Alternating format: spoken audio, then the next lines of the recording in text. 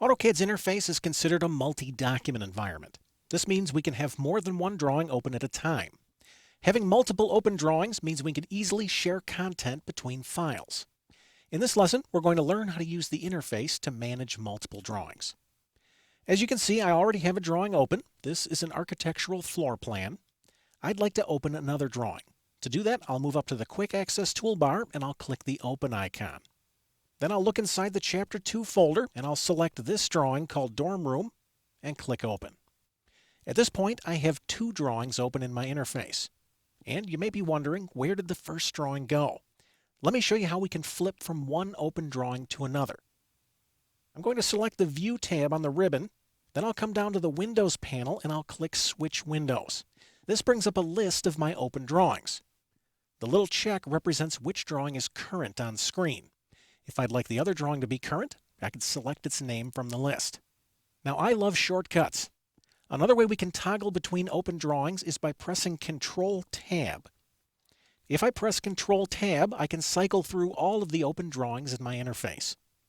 Now, maybe I'd like to view both of these drawings at the same time. To do that, I'll click the Tile Vertically button here in the Windows panel.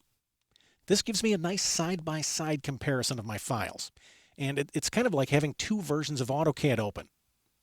As you can see, my focus is currently in this window. That means I can pan, zoom, and work in this file. If I place my cursor over here and click, I can now pan, zoom, and work in this drawing. Let me center this guy on screen a little bit better. And you may be wondering, when would something like this come in handy? Well, let's say I'm working in the bedroom area of this drawing, and maybe I need a symbol that represents a bed. Rather than redrawing a bed from scratch, I'll steal the geometry from this drawing. Since my focus is already in this file, I'm going to click once to select this bed, and then I'll click and hold. This copies the geometry to my cursor, and then I'll drag this bed over into the other file.